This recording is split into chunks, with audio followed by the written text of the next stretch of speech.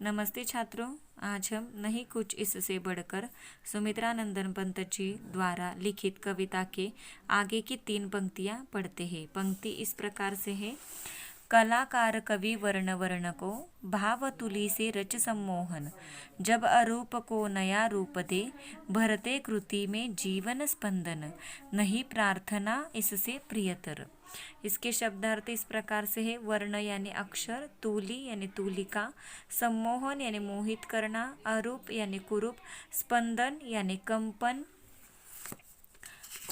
इसका अर्थ इस प्रकार से है कि कवि कहते हैं कि कलाकार अपनी रंगों भरी तुलिका से अपनी भावना और कल्पनाओं को रेखाओं और रंगों के माध्यम से मूर्त रूप देता है।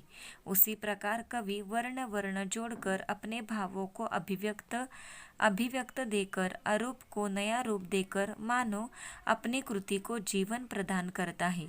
इन दोनों की पूजा से अधिक प्रिय किसी और की पूजा नहीं है। दूसरी पंक्ति इस प्रकार से है।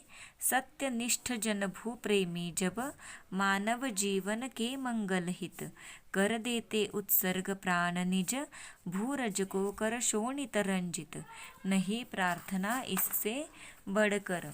इसके अर्थ इस प्रकार से है। सत्यनिष्ठ यानी सत्य पर विश्वास रखने वाला, उत्सर्ग यानी बलिदान, शोणित यानी रक्त, रंजित यानी भीगा हुआ।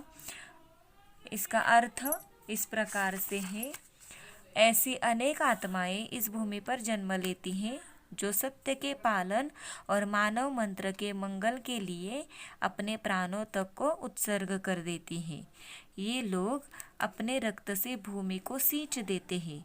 उनसे बढ़कर प्रार्थना के योग्य और कोई हो ही नहीं सकता। तीसरी पंक्ति इस प्रकार से है। चख चख जीवन मधुरस प्रतीक्षण, विपुल मनोवैभव कर संचित, जन मधुकर अनुभूति द्रवित जब, करते भव मधु छत्र विनिर्मित, नहीं प्रार्थना इससे शुचितर। इसके शब्दार्थ इस प्रकार से है। विपुल यानी अधिक, मनोवैभव यानी कि मन की महत्ता, संचित यानी एकत्र, अनुभूति यानी संवेदना, द्रवित यानी कि जिसके मन में दया आती हुई या फिर पिघला हुआ, भव यानी जन्म, विनिर्मित यानी बनाया हुआ, शुचितर यानी कि अधिक पवित्र। इसका अर्थ इस प्रकार से है। ईश्वर द्वारा दिए गए इस मानव जीवन के प्रत्येक क्षण को जो लोग सुख शांति पूर्वक जीते हैं, अपने अनुभवों को संचित करते हैं, जिस प्रकार मधुकर मधु एकत्र करने के लिए अपने छत्र का निर्माण करता है, उसी प्रकार ये परोपकारी लोग भी अपने अनुभव रूपी मधु का संचय मानव मात्र के लिए करते हैं। जीवन के अपने अनुभवों से दूसरों को लाभान्वित करते हैं। उनके लिए की गई प्रार्थना से पवित्र दूसरी कोई प्रार्थना नहीं है। तो इस कविता के माध्यम से कवि सुमित्रा नंदन पंत जी हमें इस जननी के प्रति किसान, कलाकार, कवि, सत्यनिष्ठ और बलिदानियों का महत्व प्रतिपादित करते हैं। पंत जी का मानना है कि सभी लोग अलग अलग तरह से समाज और देश के लिए कार्य किया करते हैं।